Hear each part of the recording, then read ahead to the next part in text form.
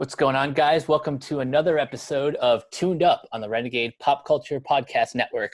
I'm your host, Mike, and boy, we have one hell of a show this week. A lot of news, plus reviews of On-Gaku, Our Sound, and the highly anticipated, at least between the panel and I, animated film on Netflix, Animal Crackers.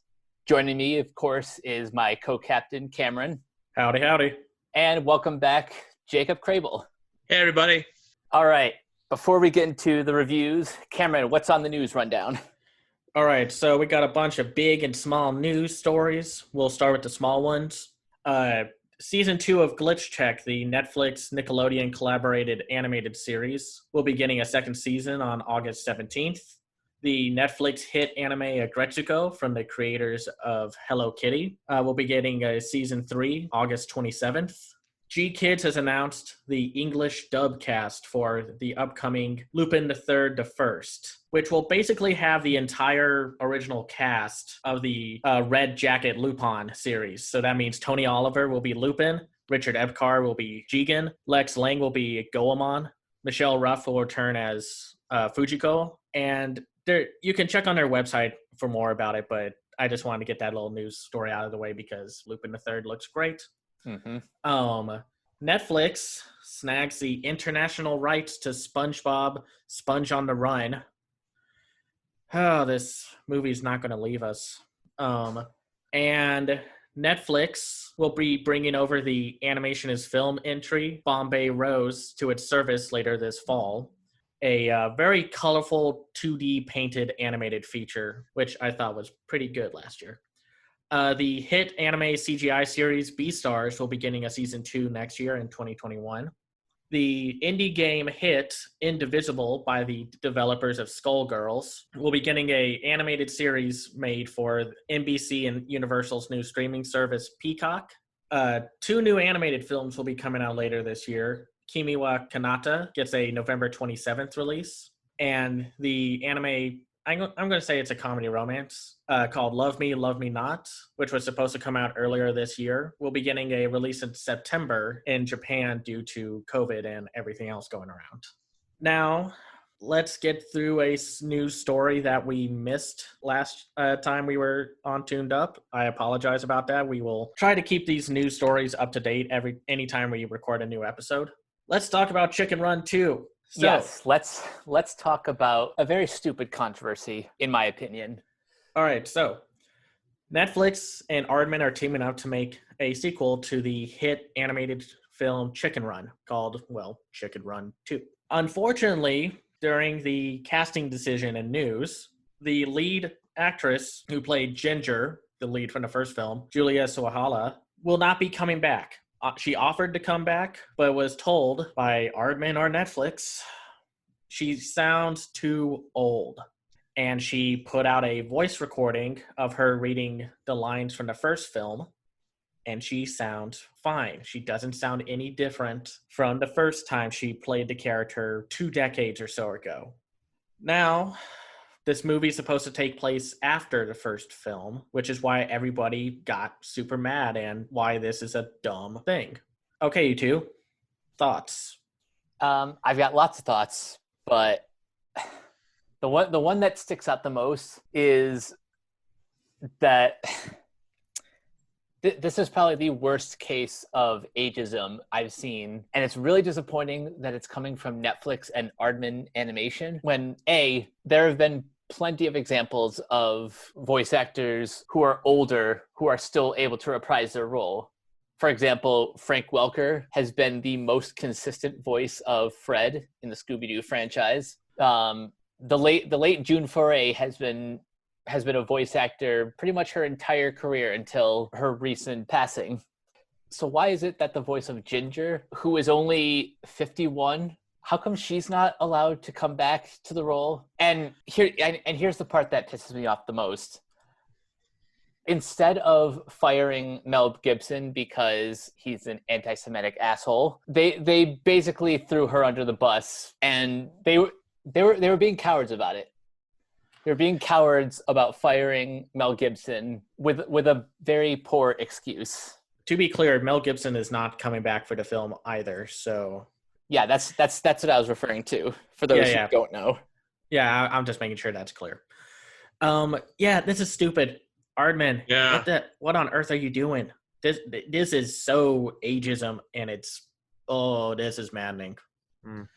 It's like, it's already tough for actresses to get more substantial roles after they hit a certain period. And it's a sexist thing also, because like male actors can get whatever they want, whatever role. Of course, not like being a young man anymore when they hit 50, but still they get substantial roles. But women have a much harder time when they aren't relegated to being a mom or old woman or whatever. So it's like, this is stupid.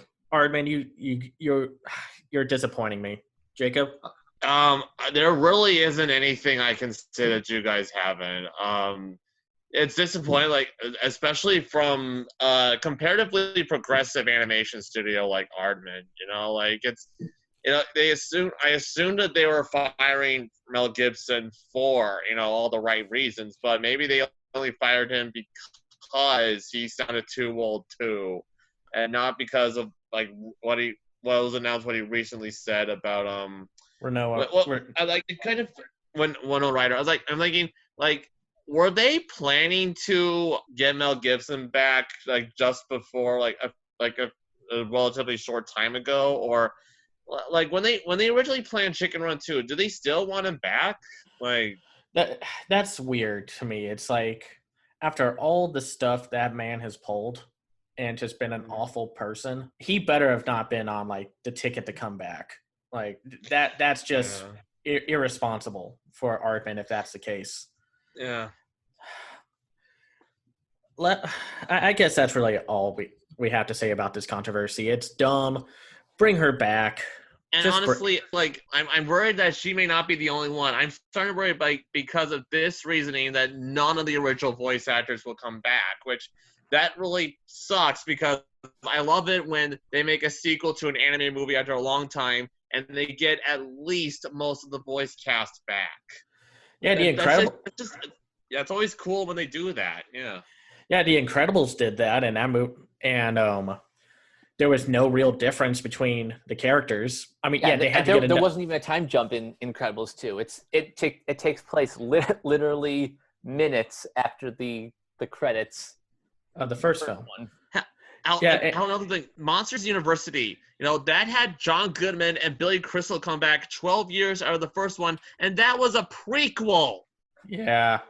No, this decision doesn't make any sense, and really, like we said, this is dumb. Bring her back. Now, on to maybe sadder news, or just because it's about Quibi.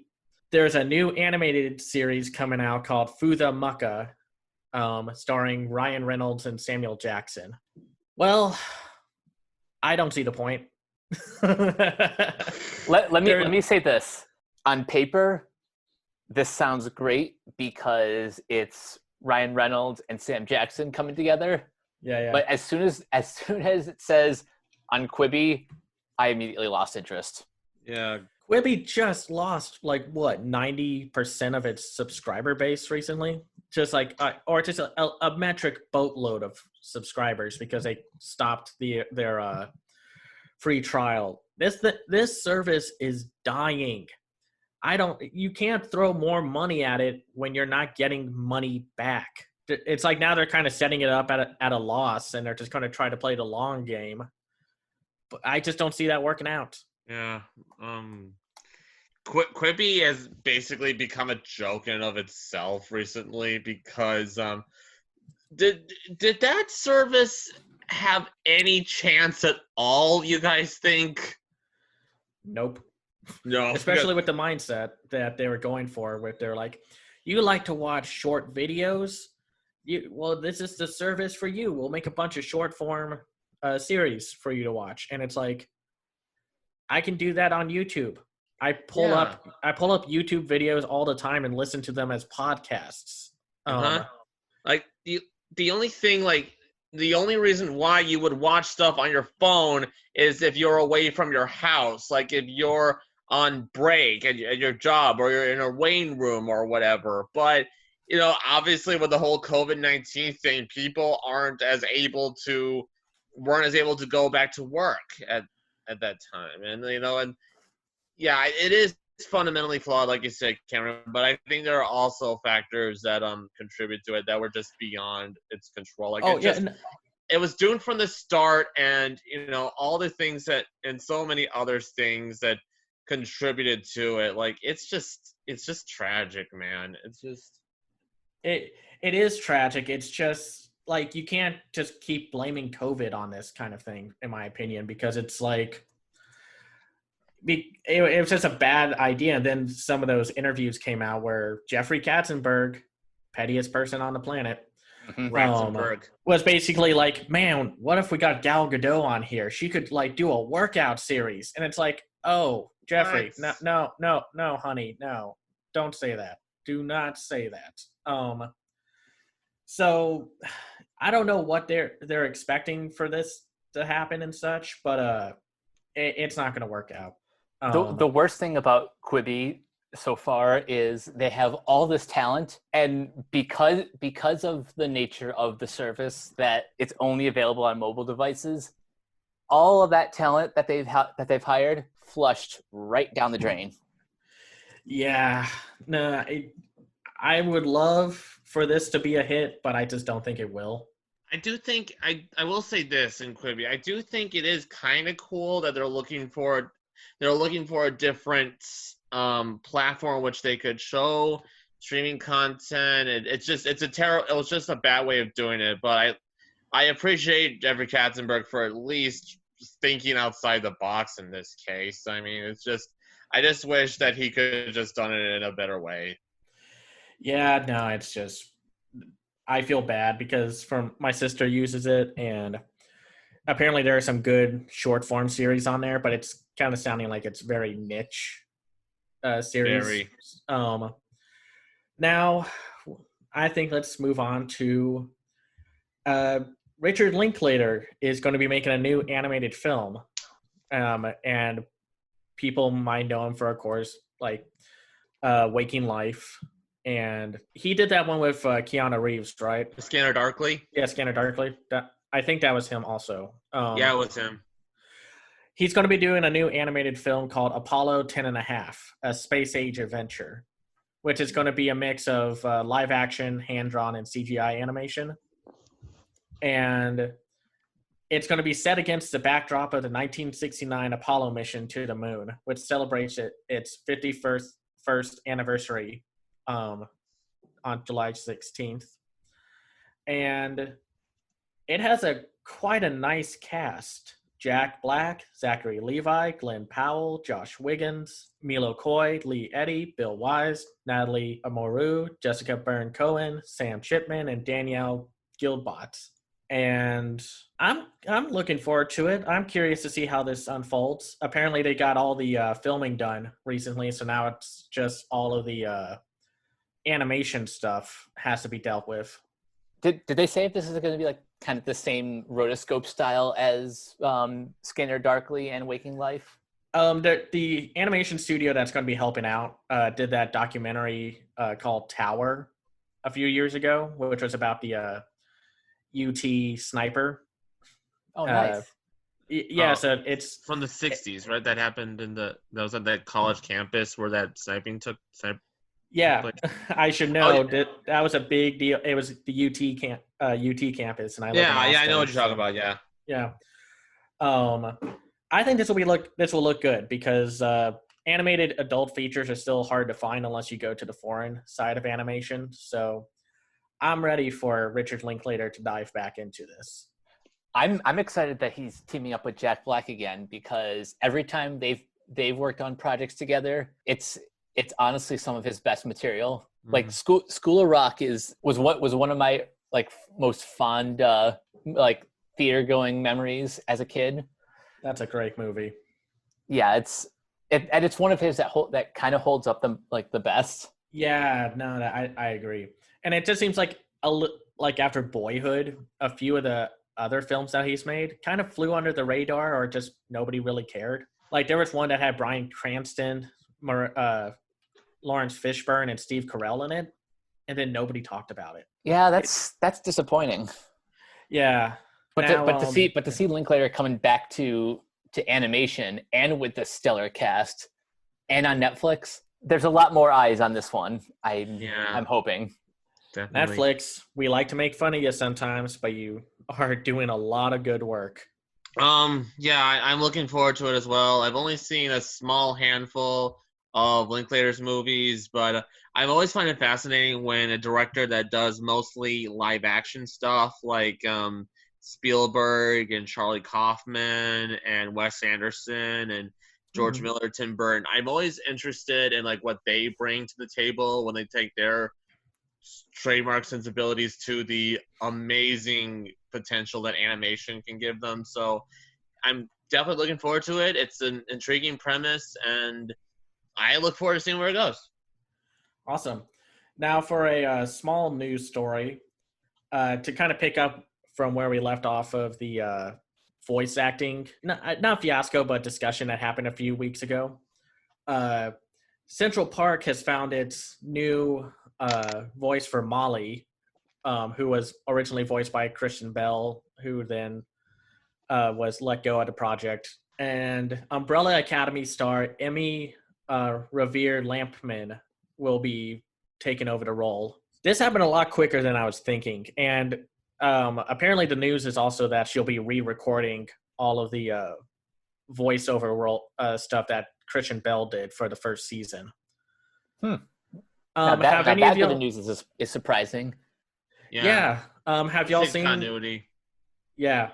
Have y'all seen Umbrella Academy at all? Not yet, but it's on the list.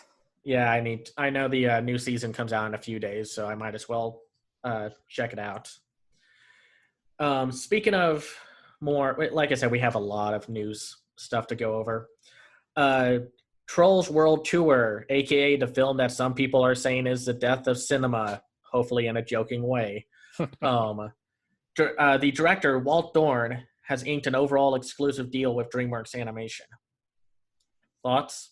Not really. Like, I don't really see how that's newsworthy, because basically all he's done is DreamWorks stuff, right? Well, the news part of it is that with the success of Trolls World Tour and the more than pretty positive reception it gathered, it's a good sign that, like, because this was one of his first directing roles.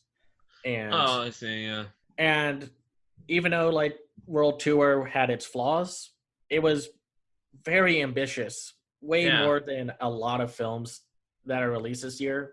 I remember. I remember I was talking about it when I was talking with Kiona, Mike, and Josh and Crystal.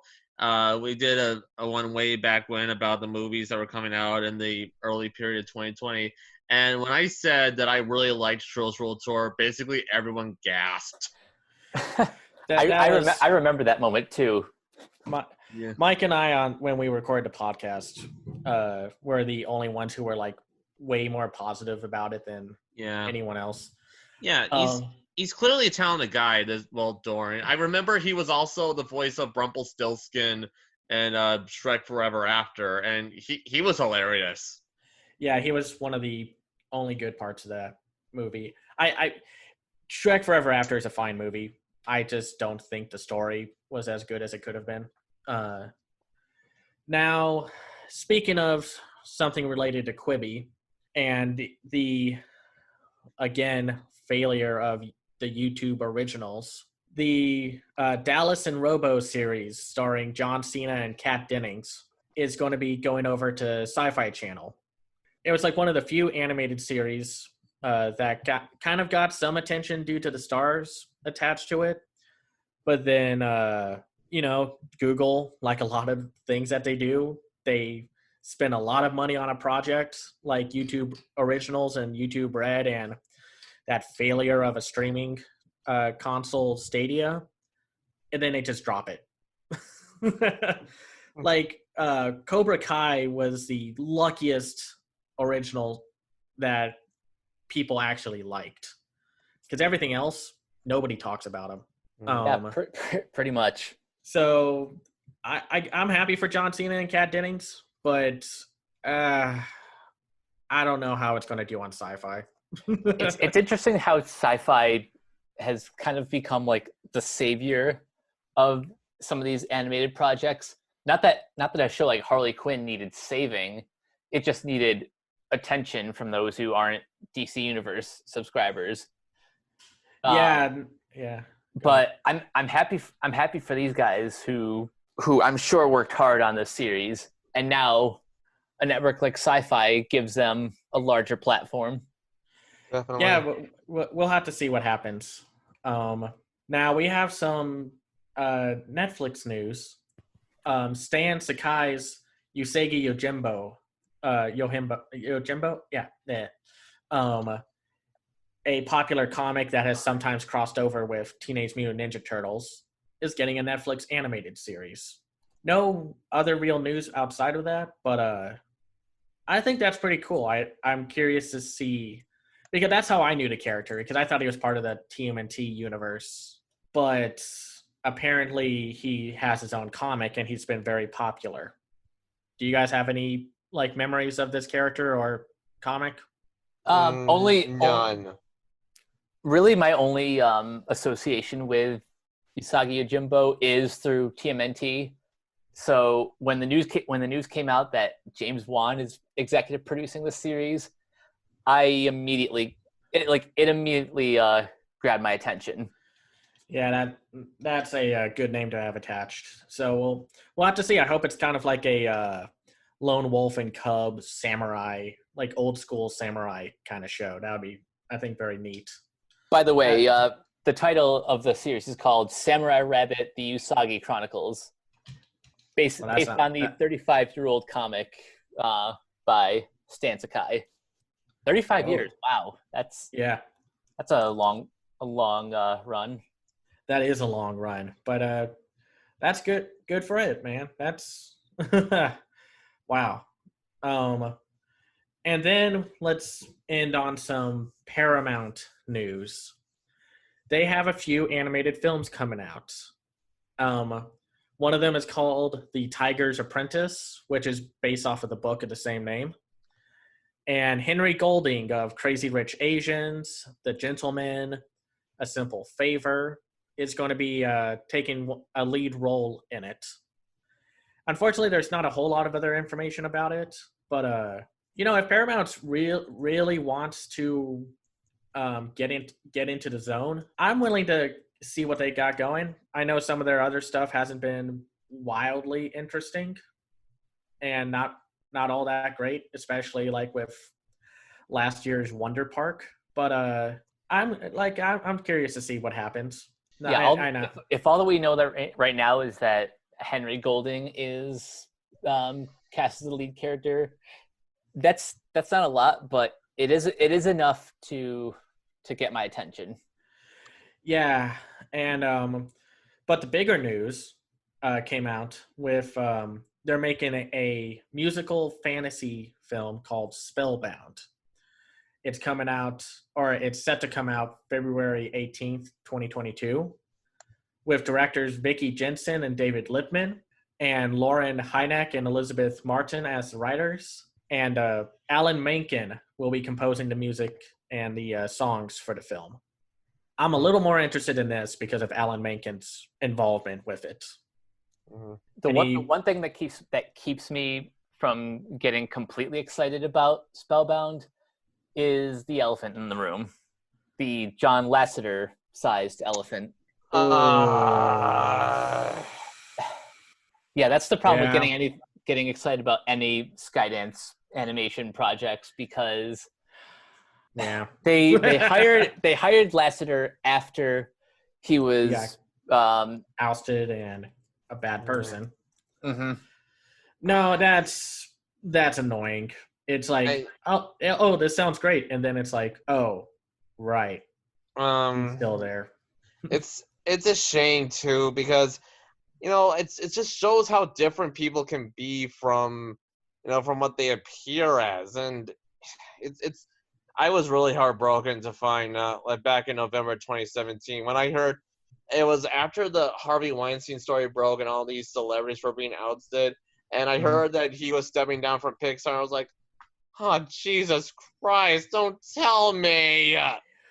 Yeah, no, that it's no matter all the good that he has said, all the good that he may have done for Pixar, it's now with a big old asterisk next to it. Yeah, Um, it's really a shame. yeah. By the way, some other new information for The Tiger's Apprentice.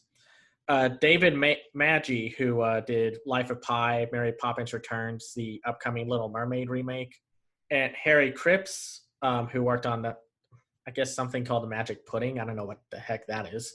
And Kyle Giro, who worked on the SpongeBob musical for Broadway, are also part of the team. So Okay, that like those names get me a lot more excited. It sounds like Paramount is Paramount Animation kind of wants this to be their next big hit.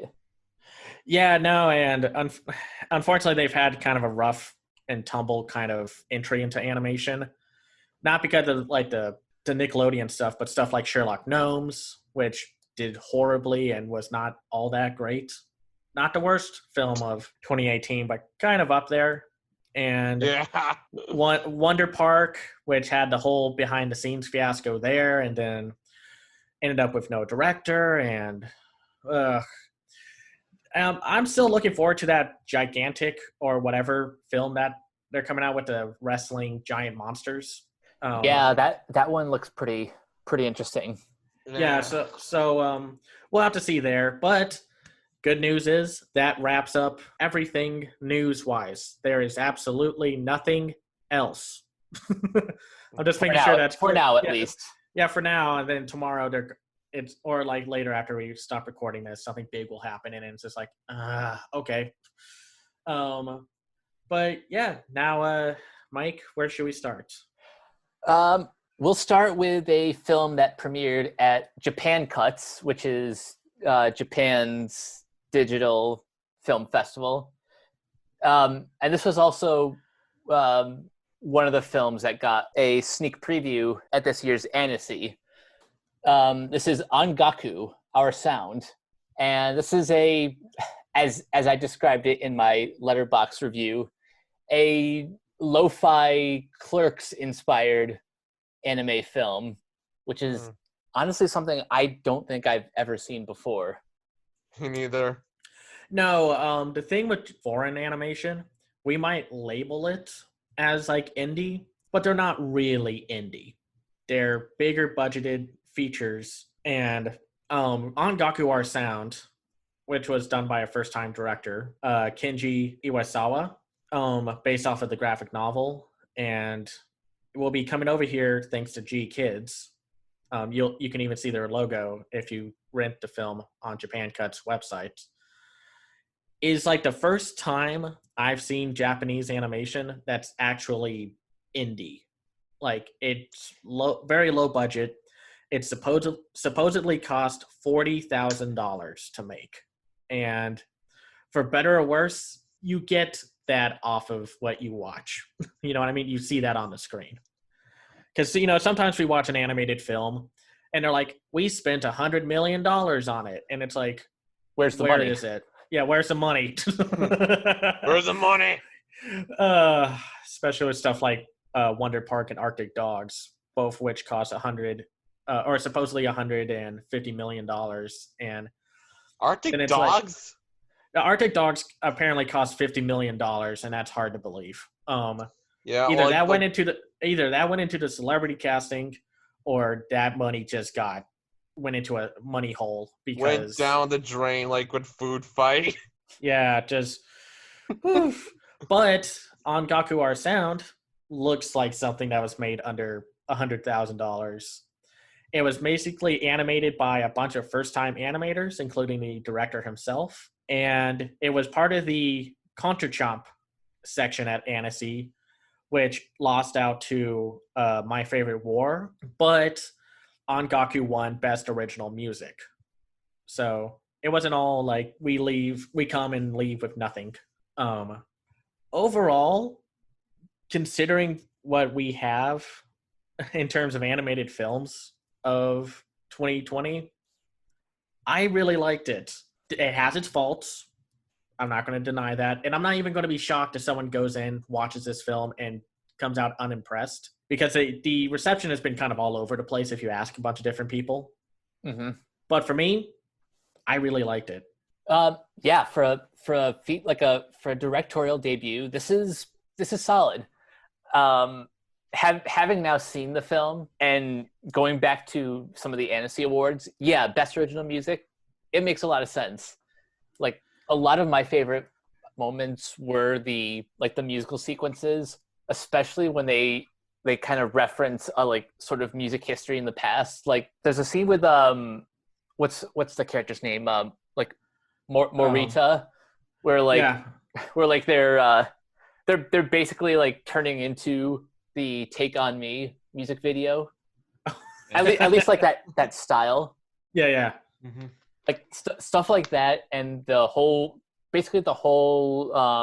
music festival sequence were just terrific. Yeah, that's where all the money went into. And Yep. No regrets there. Jacob, do you have any overall thoughts before we dive into the film? I thought it was pretty good. It's not on my favorite G Kids list. Actually, I think as much as you guys brought up like what indie Japanese film would look, I think what this reminded me of was the '90s MTV cartoon. I could see that. That's That's absolutely that vibe. Yeah, I feel it that. reminded me of kind of like Beavis and Butthead in terms of like the animation style, like, and also like other cartoons from that time, like Aeon Flux and Daria. And actually, Dr. Jonathan Kratz, I think was called. It was the one with the psychiatrist and the I know it. Lines. Yeah, Dr. Katz. I think that's what it is. That's what it was. Yeah. It does kind of have, and it had that slacker kind of edgy humor type of vibe to it. That's what I got out of it. It was a good job. It did a good job of depicting that kind of band getting together kind of story, but in a very slacker tone, like a very like whatever kind of tone. I think they did that really well. Yeah, so the story of On-Gaku Our Sound is, for anyone who is curious about this film, is about three Japanese school delinquents, Ota, Kenji, and Asakura. And one day, their leader decides to be like, you know what? I'm bored. Let's start a band. Yeah. And then they, then it's like they get super committed to it, and they enter a music festival at the end. And it's a very offbeat movie. I think that's the one thing that might be a deal breaker for some people. This film has a very distinct, dry sense of humor. It's very slow, and it's very deliberate. And I laughed like pretty hard at some points, like when they're like when one of the I think Asakura, the one with the hairstyle and the triangular face, he's like, hey, this other school's gang of delinquents wants to fight us. And then they start going down there, and they take like a few minutes to walk down the street. And then like one of them says like, wait a minute, where is this school exactly? And it's like, do you know? Nope. Do you know? No. Nope. Let's just walk into this gym and ask for directions. And then they just sit there and watch a bunch of people work out and box. And then you find out the next day they didn't even show up. Yeah. And the other delinquents, who you don't really see a whole lot of in the movie, are just kind of like, they're scared. No, they're just dumb and bored. Or like, speaking of those delinquents, I love the joke of like they're at this Quickie Mart location. They're talking about the plan of like how to take down these three guys, and then they get roped into working at a fish cannery. Like, it's a really funny movie, but it's definitely not going to be, the style of humor is going to, like, if you're into like more of the more dialogue driven, like Adult Swim shows, like Harvey Birdman, Attorney at Law, it kind of reminds you of that, but in terms of its dialogue. Oh yeah, it definitely has that kind of Harvey Birdman approach to its humor, even with like the long awkward pauses Yeah. and the Yeah. very limited animation. It like this would fit in easily in like a Adult Swim lineup, or if it was like a 90s MTV show. Yeah. I Yeah. loved the long pauses of like the bald guy, the leader. Like when he comes up with the idea of the band, he just goes up to the other two and he says, "Hey guys,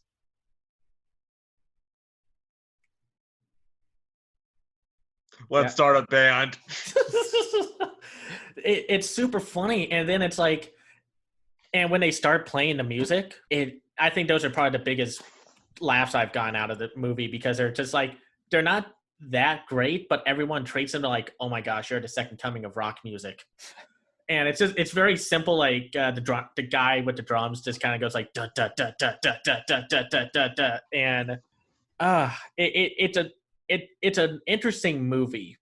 But I do think the 71-minute runtime was correct for it, because while like a lot of it was artistic choice, it's like a lot of the long pauses, a lot of the more quieter moments, that's intentional. But you can also tell that this was a budgetary thing. Mm-hmm. I think my biggest problem with On-Gaku is the pacing. Yeah, I think the pacing is kind of where things get clunky, because as I even said, if this was like a minute over 75, then some of the clunkier moments would have been more noticeable and probably more irritating. The problem is, it's like, I don't want to come down too hard on this because it's a first time directing kind of thing. But it is like, there's a weird flow to it. It takes a little bit for them to finally start the band up. And then out of nowhere, with no real cause for it, the band breaks up. The leader says like, you know what, I'm bored. And Which that's kind of like, that happens probably more often than we like to think. You know, like people.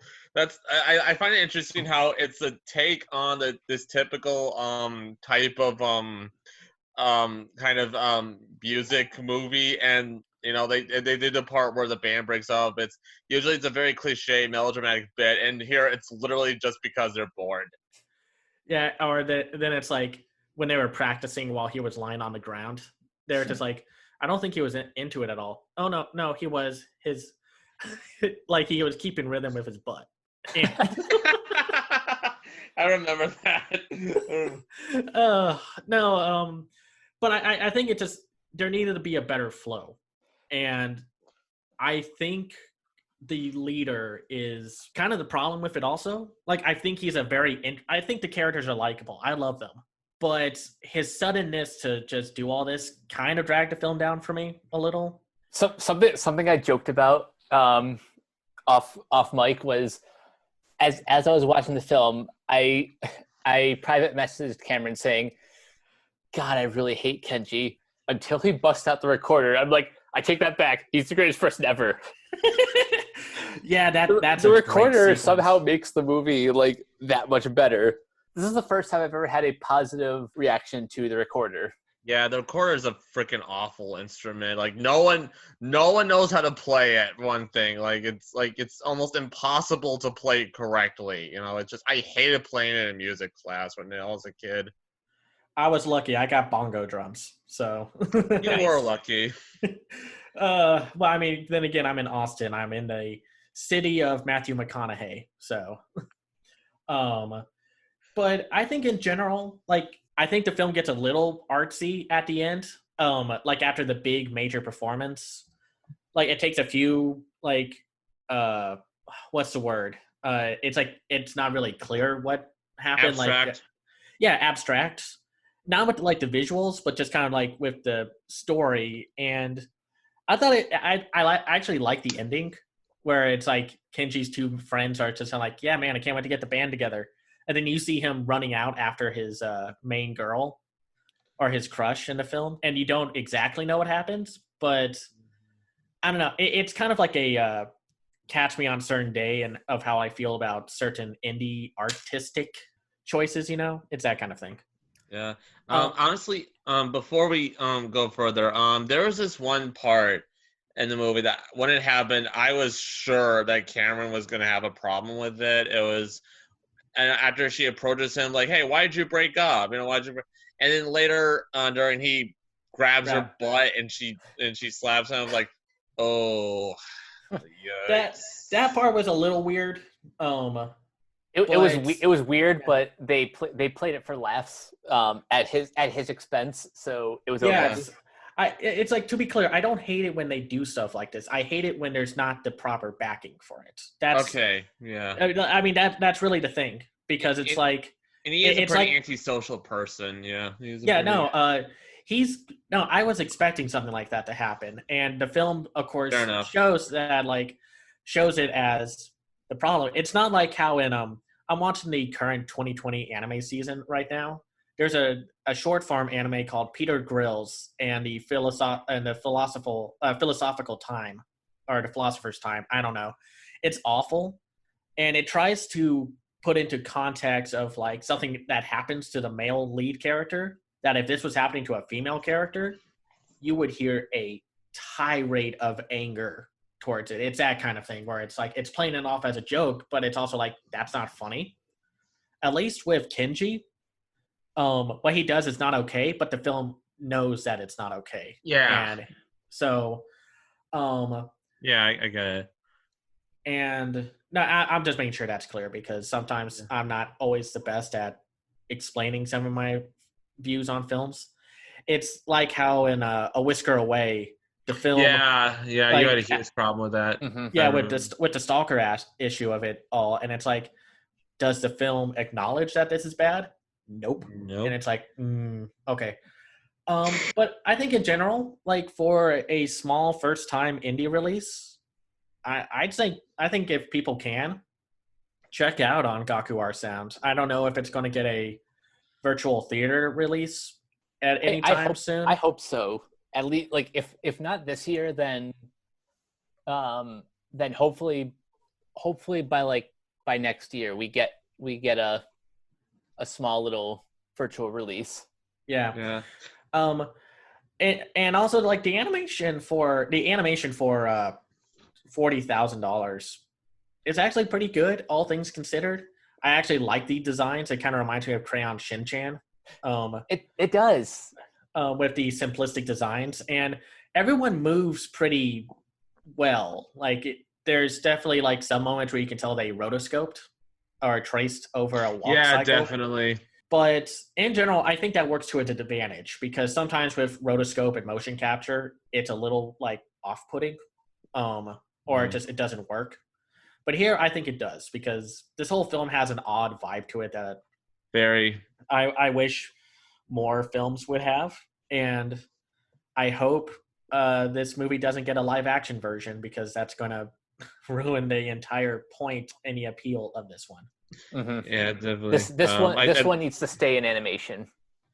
Yeah, if this was in live action, then the androgynous character wouldn't be nearly as memorable. Yeah, and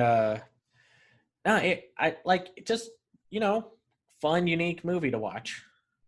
Yeah, check it out. I'd say it's pretty good. Yeah. But now we get on to the main attraction.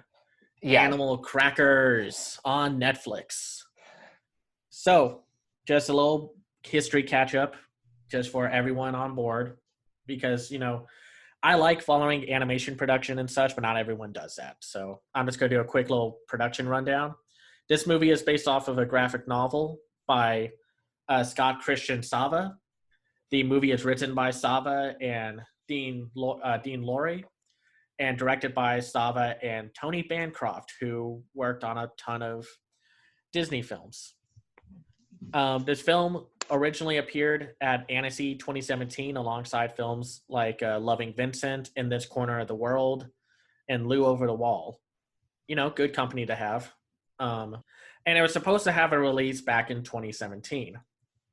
Well, that didn't happen. What happened was it was originally supposed to be released by Relativity Media, but then they I don't know if they're still around, but I don't think they are. They basically shut it. They went under. Okay, so they went under. So they were like, okay, let's find another distributor. They found an upstart studio called Serafini Releasing, and then they shut down. They only managed to put out one movie before they went bankrupt. What I found out. Yeah. Oof. And then they were supposed to be released by Entertainment Studios in August of 2018. But then Entertainment Studios, for some reason, dropped them back in June 2018, and the film was stuck in release limbo forever. But Entertainment Studios put out Arctic Dogs, so it's like the planet made a poopy. Oh god, that movie. Golly, just what the heck were they thinking? Luckily, during the Annecy online festival, they announced that Netflix picked up the film and was released 2 days ago. So we finally got to see this movie, this quirky CGI feature. Overall thoughts before we dive in? Overall, I'll say that had this movie come out when I was young, like when I was little, I think this would have been one of my favorite films. As is now, I still really liked it. We'll get into some of its flaws, but I think for the most part, it has a really creative premise. I like the animation style. I like its sense of humor. Mm-hmm. And I think this has probably one of the best ensemble casts of any non-major animated film.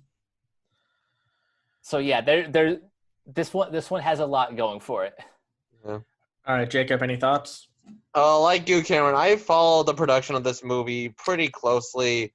And I gotta say, after 3 years of waiting, thinking that it would never see the light of day, I watched it. Oh, by the way, right before I clicked play on Netflix, I went out to a nearby store just to buy a bag of animal crackers. Nice. Yeah, so I mean, you can't watch this movie with popcorn. Like, get out of here with that. Animal crackers is what you're watching animal crackers with. Okay, so I saw it and I really liked it. It was a lot of fun. It just had a great spirit to it. It was just, yeah, the animation, it's definitely not Pixar, with the budget that they had, but they made up for it with really appealing designs. And, it felt very organic. It felt like it was made by people who just had a creative story that they wanted to share, and they just knew how to do it well. Yeah, I no matter what issues I have with the film, I hope Tony Bancroft and Scott Sava know that we're fully supportive of this film, and apparently a lot of people are, because this film has been trending on Netflix in the top 5, top 3. Yeah, top five, yeah. Yep. Yeah, and that's so cool. It is really cool, and in general, this kind of makes for a better argument for why some animated films should probably just find a home in Netflix or Apple Plus, even streaming. And yeah, and even though yes, I would be happy to own a physical copy. Sometimes like we said with Netflix, we make fun of it sometimes with its weird decision making, but they do a lot of good stuff by helping out filmmakers like this. Mm-hmm. I think this was a pretty good family film, overall in general. It has a few warts, but I was rewatching it today before the podcast, and I think it's a super charming movie. Definitely.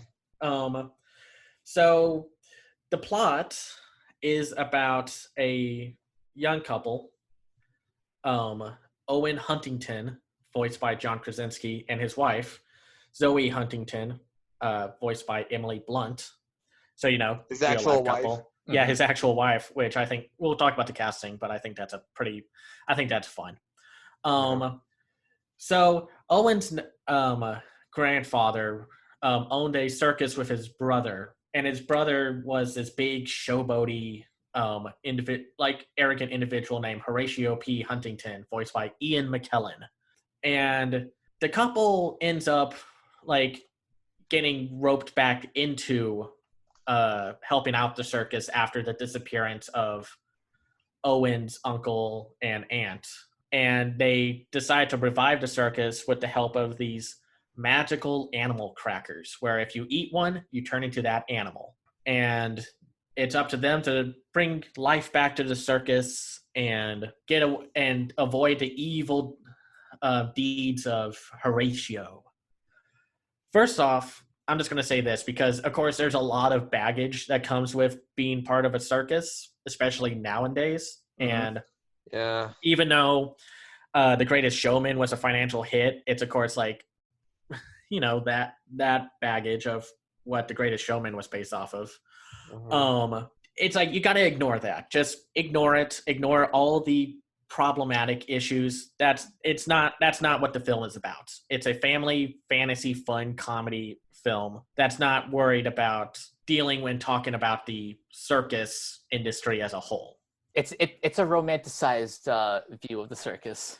Yeah, it's a fairy tale kind of story. So I guess let's start with like the animation. This film had a budget of $17 million. So, and that also shows.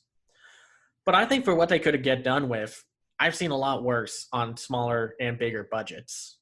Yeah. I think, like Jacob, like you said, they made up for it with more cartoony designs because I think that's what's going to make the film age better. Yeah, if they went with photorealism, then it would just look awful. Yeah, and I like the more cartoony designs of everyone. I like the designs, and I think like even though they could do a little better with some character animation, I like the movements. I think they all moved pretty well. Yeah, they're very organically. I was impressed too with how smoothly they all moved.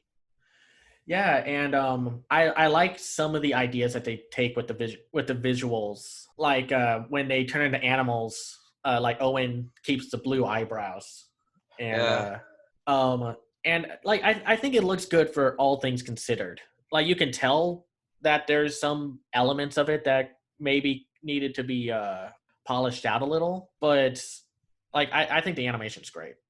Kind of like the other film we talked about. This is another one where the third act is like where I see a lot of that money put to work. Yeah. And the third act is probably my favorite part of the film because even though you know that the family is going to win the day, it still manages to be thrilling and like you'll know they'll be okay, but in the moment you're still like on the edge of your seat, especially once their daughter is put in danger. Yeah, and if you're wondering, like, this is a take that I've wanted to kind of talk about. So a lot of times with current animation, it seems like a lot of people want everything explained. They want to know how every bit works, even down to the most minute details, to the most pettiest of nitpick reasons for hating a film. I like that Animal Crackers does not bother to try to explain the magic or the science behind the animal crackers. I think just it's magic. The movie even like has a few lines where it's just like it doesn't matter how this works. It's magic. Yeah. Like there's a part where they ask, "How does things work?" And the Danny DeVito clown says, "Gypsy cotton, stale flour, radioactive sugar mites. Who knows? Who cares? It's magic." Because sometimes it's just like you got to sit back sometimes and just let the story, like have an imagination. This was like the same issue I saw when I saw Mirai 2 years ago at Animation as Film. Someone was asking how the time travel worked. And Mamoru Hosoda just kind of shot back saying, "Don't you have an imagination?" And I think they kind of get creative with the animal crackers. Like, I think they have very simplistic rules and they follow those rules. Like, if you eat an animal cracker, there's a human cracker in the box. And if you eat that, you'll turn back into human. I like that they also kind of work around the fact that, like, you're eating something, that means there's going to be less. Nope, the box just keeps refilling. I was going to say that's kind of one of my favorite little details that kind of explains like how powerful this box is and how important it is. Because like it's kind of like the idea of like unlimited bullets or unlimited arrows. Yeah. It's magic. You don't need to explain it. Yeah. And something that I was actually thinking about before the movie kind of talks about it. What happens if you eat broken animal crackers? And they answer that. And I love that there's also the consequence of eating broken animal crackers. Because like you can turn yourself into like a mutated chimera of sorts. But that also means that your human animal cracker is also in pieces in the box. So you have to find those pieces. Yeah. And I think that's kind of smart. I like that part because who wouldn't like think, I think a lot of people would have said like, well, why don't you just do this? And I think it brings a little level of creativity to that. Yeah, that it does. And I think another element that really works about like the world and just the film in general is the writing. Yeah. This is a very witty script at points. And of course it has some elements where it has like the pop culture elements. You'll love them or hate them. That's not the point I'm trying to make. This was a funny movie. It was. Oh my gosh. I think like the writing between Horatio and Zucchini was some of the funniest stuff in the movie. That old gag of Zucchini thinking that Horatio is his henchman and that like he acts like he's the one who's running the show. Yeah, and he's not, but I think Danny DeVito is also top tier also. And though I think there isn't a scene stealer bigger than Patrick Warburton. Oh my God. We need to talk about this guy. About okay, Brock. Mike, you go first. I think out of all the human characters designs, he has like the most. Okay, there's a character he reminds me of the baby from, or I forget his name. It's Andy Samberg's character in Cloudy with a Chance of Meatballs. Baby Brent. These two might as well be twins. Oh, absolutely. That is exact.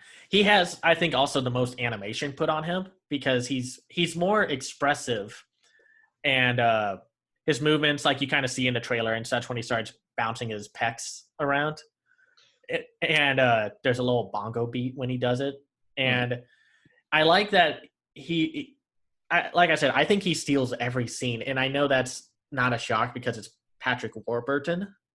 Yeah, but he's so funny. I loved his character. I liked a lot of the characters, and I even though like Emily Blunt and John Krasinski's Owen and Zoe, I think are maybe the weakest characters, like outside of the henchmen and such. But they have good chemistry, and that helps because they're a real couple. Yeah, Scott Christensen, he talked about on Facebook how he would let them improvise a lot, and it does show like that one time where they're driving and their daughter is hungry, and so they decide to pick up something from a fruit cart, and they start randomly singing, "I like to eat apples and bananas." That was actually improvised. That you can tell it's so much cuter. You really can feel the chemistry between them. They just play off each other so well. Yeah, and I think the dialogue and the chemistry between the characters is very delightful. Like even with more generic or plain characters like Wallace Shawn as Mr. Woodley, I think he bounces off of Brock and the other characters pretty well. And something I read as I was doing some research for the movie is that when Scott Christensen wrote the screenplay, like he wrote the movie with these actors in mind. So yeah, like as far as casting goes, he kind of nailed it with one of my favorite examples is Sylvester Stallone plays Bullet Man. Yeah, Bullet Man. Bullet Man. Oh, Sylvester Stallone, like, despite some iffy issues with the individual in general, I think this has been his best performance in a while, or at least like one of his more lively performances. Like you would think the gimmick of Bullet Man only saying his name, probably because of being a human bullet. He knew how, or like whatever Sava did with some of these actors, I think he brought them out. Like they made them better instead of just them playing themselves. Which is kind of the problem when you have big celebrities in animated films where it just sounds like they're just playing themselves. Like even though Owen and Zoe are the unfortunately least interesting characters, they're still put in a fantastical world, and their arcs are really the heart of the story. Yeah. Go ahead. Actually, we can't talk about the voice actors without bringing up Sir Ian McKellen as Horatio. Yes. Oh my god. I thought for a split Grand Theft movie in this. I thought for a split second as I was watching, I forgot Ian McKellen was cast in this, so I thought it was Tim Curry at first. Oh, yeah. I probably would have liked that either way. Yeah, but he had a stroke a while back. Yeah, which is unfortunate. But Ian McKellen sounds like he's just having a ball playing. Oh, absolutely. Playing this over the top showboat character. Did you guys remember at one point he actually says to Zucchini, "Now fly, you fool." Yeah, I caught that. I thought that was funny. Yeah. No, he's definitely he has a lot of fun being like the scenery chewing, obviously evil villain of the film. And like I said, the cast is great. Like, of course, we said John Krasinski, Emily Blunt, Ian McKellen, Sylvester Stallone, Wallace Shawn, Gilbert Gottfried, also like rivals Patrick Warburton in terms of scene stealing. Because I think Zucchini had some of the better lines and sequences. It's like, even with incredible amount of inside pain and internal bleeding, Zucchini marches on. And then there's also like Raven Simone and Harvey Fierstein, who is just Harvey Fierstein, man. It's hard not to notice him, even though he shows up for just like a tiny bit. Though I am a little bummed that James Arnold Taylor and Tara Strong only had minor roles. Yeah, it's unfortunate because they're such great voice actors, but I kind of get it for the direction the story had to take. Yeah. What would you say like are the themes to Animal Crackers? Like if you had to take away a theme or a moral or something from something that I picked up on, and I kind of referenced this in my overall thoughts that like growing up doesn't mean you lose the magic, and that's the whole reason why it's a triumphant moment when they revive the circus, and when they both quit working for Wallace Shawn. Yeah, I think it's like there is definitely that theme. Because I've been through that. You have all that hopeful, optimistic magic inside you, and then the real world comes crushing down. But it's not gone. It's there. It's just real life kind of takes priority. Yeah. What I take from it is basically like no dream is too unrealistic for you to try to follow. Like Owen, he does start off really wanting to join the circus, but he starts working at his father-in-law's dog biscuit factory where he taste tests dog biscuits. That's got to be probably one of the worst jobs anyone would ever willingly put themselves through. Yeah, and then when he inherits, when Chesterfield the clown gives him the circus, he just flatly says that there's no future in this. This was my uncle's. He's gone now, and so is that magic. So no, I'm not. It just and then later, he realizes that it brings his family together. It just brings them.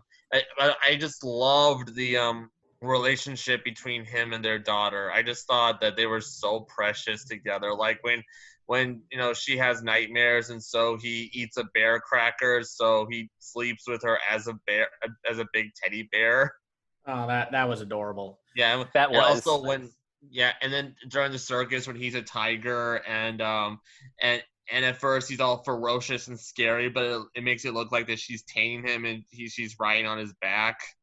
So yeah, the relationship between Owen and the daughter is just so endearing.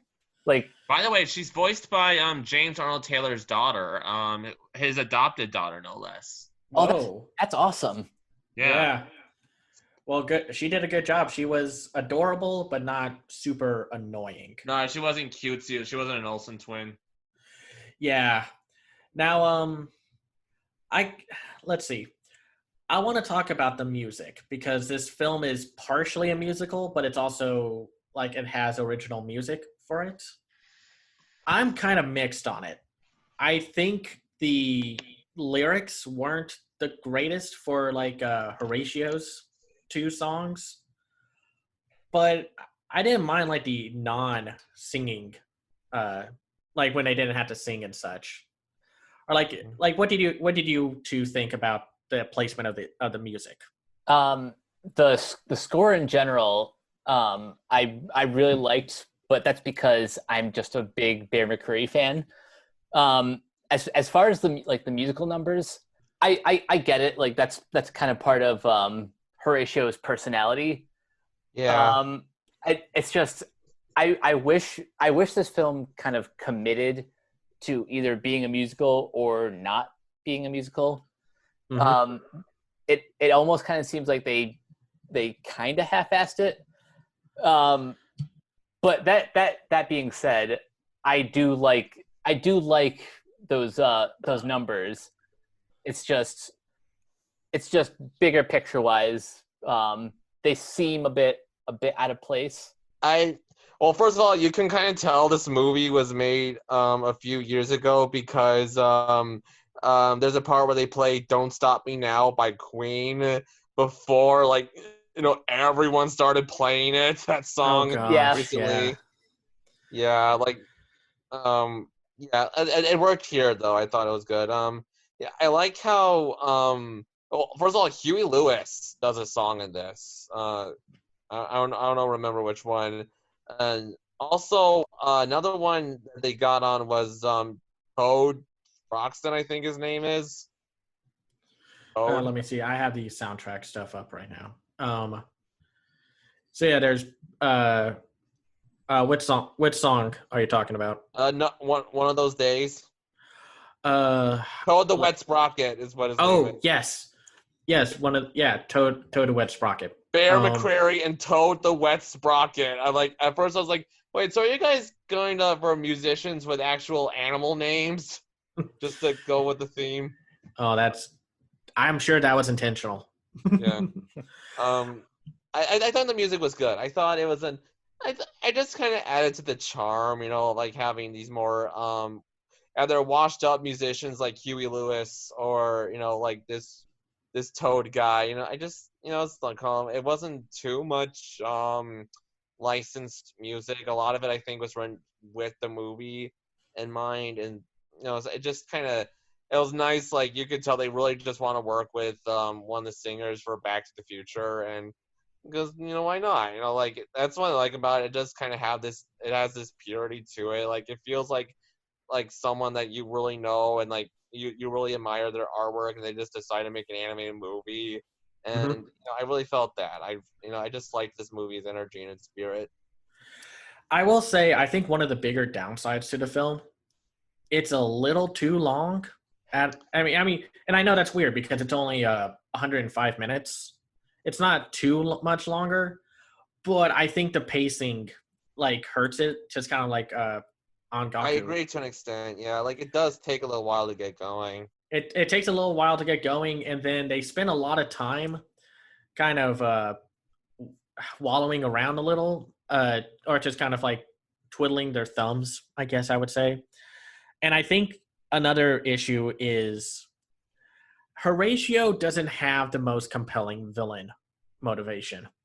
Mike, you said this on your letterbox thoughts? Yeah, I said that like outside of Ian McKellen's, exuberant over the top performance, the character itself has a very razor thin motivation.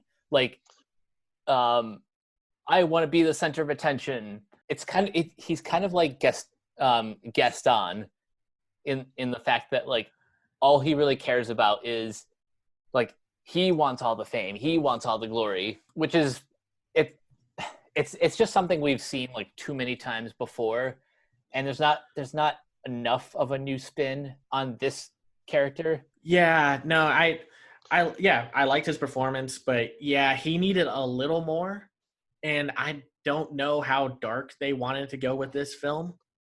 I'm surprised they wanted to go seriously dark. I thought he was fine for like his role in the movie. I thought he just reminds me of the villain from Wallace and Gromit, the Curse of the Were-Rabbit. Oh yeah, the Ray Fiennes character. Yeah, the Ray Fiennes character. It's just kind of a weak character, but a great performance. And the really, I think that's really it for my complaints. Do you guys have any like little nitpicks or criticisms? Well, no, because you guys already mentioned like the film in some places does kind of overstay its welcome. I would have probably chopped off like 5 or 10 minutes just to really tighten the pace, but on the whole, I'm incredibly satisfied with the final product. Yeah, I think this was a pretty good movie. Like, definitely in my top 10. I don't know if it's going to stay there. We'll have to see what else comes out. Yeah, this is like this movie rounds out my top 10 of the year. Mine is it's round out my top 10 so far. So we'll have to see what else comes out. But yeah, I think if you have families or like kids and you want to watch something that's not Trolls World Tour or Scoob, and I'd recommend Animal Crackers. Like, I think we've all kind of seen the Willoughbys by now, so it's like any new animated films for families, I say just give it a watch. Definitely. Yeah, it's definitely worth your time. And like, no matter what we've said, and I think I said this earlier, I apologize. No matter the criticisms, I'm glad this film came out. I'm so happy for them, because that sucks what they had to go through. That was not fair to them. Yeah, And not the to team. mention, yeah, this is, and also that huge cluster screw of a lawsuit that they had to go through, and like it was like Scott Christian's son, his son, has Crohn's disease apparently, and like this really hurt, like, this kind of getting this movie out there, it kind of hurt them financially, and like trying to give him, actually Ian McKellen actually helped give him medicine, actually. So if you just want to know how awesome that guy is, so yeah, it's nice that after all that drama, after all that fear, they don't see, it's finally here. They can rest easily, and I hope that they tackle other projects, and because I'm all looking forward to, if they're even half as good as this one. Yeah, no, I agree with that, and seeing how happy they are on social media, like I check my Twitter notifications. Pretty much every other one is either Scott or Tony liking or retweeting pretty much every single reaction out there, and their happiness makes me happy that a film they slaved almost a decade on has finally seen the light of day. Yeah, no, it's just great. And considering all the production hell that can happen to animated films, this one turned out pretty good. Like, no matter what we criticize this film on, it could have been a lot worse. You could have been a Delgo or a Legends of Oz, Dorothy's Return. Yeah, especially with this kind of this animation quality, it almost always spells disaster in a way, like, especially if you have Patrick Warburton, because there was a period where he started in pretty bad anime, like Space Chimps and Happily Never After. Oh, yeah, that was a weird period of time. Actually, now he's been utilized here, at least. That's good here. Yeah, if there's anything, I mean, see the film in general, but also watch it for Patrick Warburton. Mm-hmm. Any other thoughts, or should we go into recommendations? I think I'm ready to move on to recommendations. The only one I have right now. Well, actually, I have a few recommendations. Based on our previous filler episode, if you still haven't seen Close Enough, I would highly check that out on HBO Max. And on Disney Plus, they finally put all of the episodes of Phineas and Ferb in their proper order. So if you want to catch up before the release of Candace Destroys the Universe or Candace versus the Universe, I would go check that out on Disney Plus.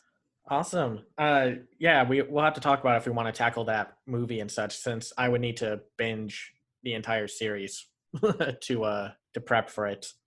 For me, like I said earlier, I'm going through a lot of the anime that have come out this year, and like I said, I was going through the summer 2020 lineup. That was a bad idea to start with the summer 2020 lineup. There's not a whole lot that's great, but there are two anime that are currently playing right now that I can recommend for now. There's The God of High School and Decadence. You can catch Decadence on Funimation now, and Crunchyroll has The God of High School as a Crunchyroll exclusive. If you need some really good action anime, really you have to watch those two. Now, in terms of a recommendation that's kind of fitting to On-Gaku and Animal Crackers, Funimation now has an anime series that's 12 episodes long called hold on, I'm sorry. Kakugi Shoto, I think that's how you say it. It's a newer anime series from this year where it's about a single father and a daughter and his daughter, and the whole plot is that the dad's a manga artist and creator, and he makes this crass, crude manga series, and he doesn't want his daughter to find out about it, so he goes through stupidly funny like extremes as to like to keep it secret. But it's funny, it's dramatic, it actually has a lot of heart, it has a very cute dynamic between the father and the daughter, and it has a really good opening and ending song sequence also. So yeah, again, it's called Kaku Shigoto. Definitely one to watch. It sounds like a pretty fascinating series. Oh yeah, and if anybody's wondering, because it's about a single father and a daughter, and only manga and anime fans are going to get this. This doesn't have a Usagi drop ending, so take that out. Look that up yourselves. I'm not going to get into that can of worms. It's a wholesome show. Just I highly recommend it. I hope Funimation dubs it in the future, because I think that would be just a great series for anyone to watch. Jacob, any recommendations? On the top of my head, my favorite film of all time, Song of the Sea, is on Netflix. Ooh, that's a good one. Love it. Michael, have you seen it? I haven't yet, but Dude, you're killing me. Don't worry, I am going to catch up for when Wolf Walkers comes out. I'm going to do a big Tom Saloon. Yeah, Tom Moore. Yeah, Tom Moore Cartoon Saloon marathon. So yeah, that's my favorite movie of all time. Check it out. It is simply a beautiful movie, very heartfelt, gorgeous animation, amazing music, stellar voice acting. Check it out. You'll trust me. It's popular on Netflix right now. Just see it while you can, okay? Please just see it. You owe it to yourself to check it out, honestly. It's also on Blu-ray, so if you want to own it. Wow, these are some great recommendations. All right, before we wrap things up, Cameron, Jacob, where can everyone find you guys online? You can find me on Facebook, Jacob Crable. That's Krehbiel. I'm part of the Renegade Pop Culture Facebook group, as well as I'm a regular contributor to the website. You can find me, Cameron Ward, on in the Renegade Pop Culture Facebook group. You'll see me post from time to time talking about what our upcoming plans are. We are going to do a Comic-Con at home recaps next week with Mike and I, and if anybody else who wants to join, if they want. And you can find me on Twitter at Cam's Eye View. I also run my own website called camseyeview.biz, where I talk about animation and live action films. I also have a Patreon at patreon.com/camseyeview. And yeah, that's really where you can find me. Awesome. And you guys can find me on Twitter and Instagram at CaptainK42. Check out all my quick thought reviews on letterboxd.com/CoachK42. And you can look for me in all the various Facebook groups, including our own Renegade Pop Culture, just at my name. Don't forget to check us out on Anchor and Spotify. And check out our Twitter account, Ren Pop Culture. And last but not least, make sure you check out renegadepopculture.com. Need an escape? So do we. That's it for this episode of Tooned Up. We'll catch you guys later. See ya. Bye.